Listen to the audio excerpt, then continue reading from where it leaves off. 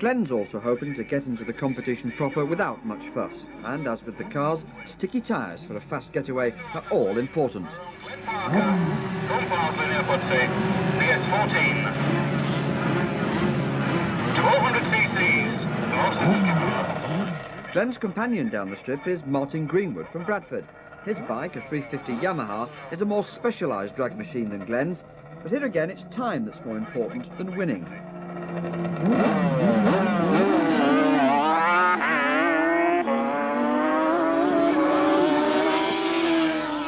They're both away well and certain to be racing for real later in the day.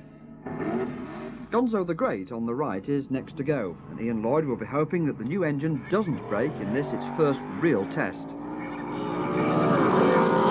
Things appear to go well, and Ian records a fast time, but the effort has damaged the engine and Ian retires for the day. However, he'll be back to entertain the crowds. Can I ask you what your interest in drag racing is? Well, mostly speed and noise, really. Because, well, we come to every meeting, we come to everyone last year, didn't we? Yeah, great. And with a bit of luck, we're coming to everyone this year as well. What about the facilities here at the Melbourne Airfield? Well, we don't find them very bad, do we? No. Something to eat, something to drink, you know. If you want to go inside like, you can go at paddock and have a look round, nobody bothers you. Do you have a particular favourite class? I mean, when you look at the cars on show? Yeah, super gas. Can't beat them. What's the appeal for you? Just think fast cars, really. I just think it's really exciting. When you watch someone like Jean go down on one of the dragsters there, I mean, do you ever think that you could do anything like that? I just said earlier on, I'd love to. Yeah. I would love to. I'd love to have a go. But... You drive normally, do you? Yes, I do. What kind of car do you drive? Just an Allegro Rover. It wouldn't quite get up to scratch here, would it? No, no. What would she be like driving one of those? I think she'd be ideal driving. Yeah, she's a good driver. Yeah, she frightens me sometimes in the car, so I think she'd be ideal on this strip. With qualifying over, the racing begins in earnest, and now all that matters is getting to the finish line first. Jean's reaction to the green light is always lightning fast, and with the Model T raring to go, she'll be hard to beat in this her first run. Jean's opponent is Dave Southworth from Bolton, but his car, Jeepers Creepers, proves no match for Jean's T, and a fast time seems certain. In the first round of the Street Racer Championships, a major upset is about to take place. Reading champion Nick Mann doesn't get chance to burn out. The Ford Pop of Alan Carter, who had such a tough time at scrutineering, is about to become the first car to beat the champion for years. First, Nick Mann's out. With the crowd still buzzing at that shock result, more controversy is about to unfold. This beautifully turned out machine belongs to one of the great characters of drag racing, Des Taylor from Wakefield, and he's mad keen to show the crowd what it will do. Des Taylor then. A solo run because of the odd numbers in Supergas.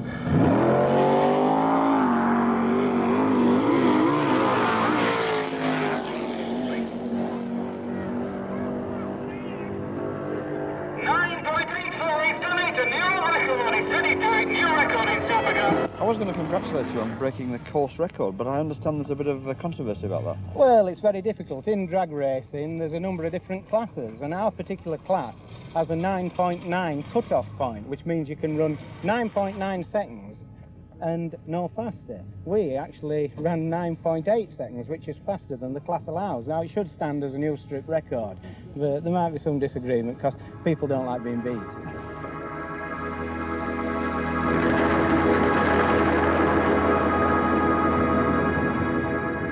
Des Taylor is not the only special attraction at the event, and the jet truck of promoter Steve Murty provides an awe-inspiring sight as it prepares for a demonstration run. An RAF Lightning jet engine provides the frightening power that will propel the truck down the drag strip. Built by Steve and worth £250,000, the truck is capable of around 200 miles an hour, but the runway here is quite short, so Steve will be taking it relatively easy today.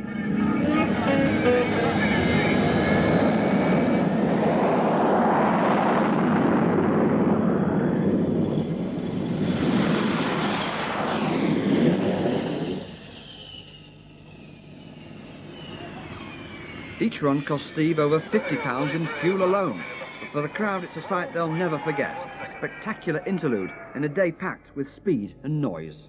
105 miles an hour. Back to the competition, and Glenn from Pudsey is up against stiff opposition as the motorbike classes reach their final stages.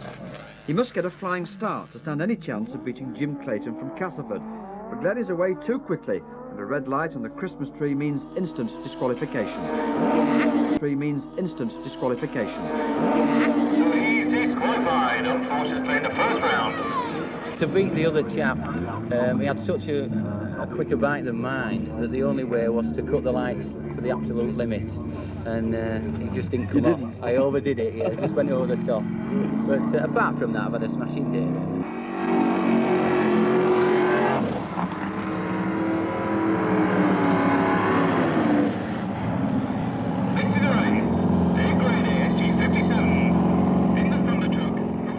Eventually, the final pairings in all classes are arrived at, and first to go are the really big boys in Supergas.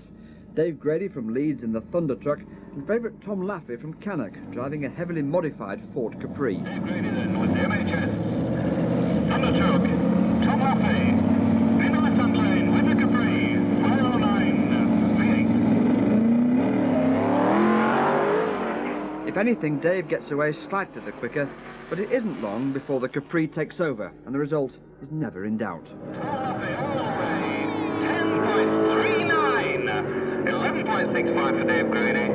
So Tom Laffey taking the trophy and the win in Supergas. Next, the street legal machines battling it out for a first prize of £500. The final 1985 Street Machines Street Racer Championship. SR3 Andrew Carter, Ford Pop.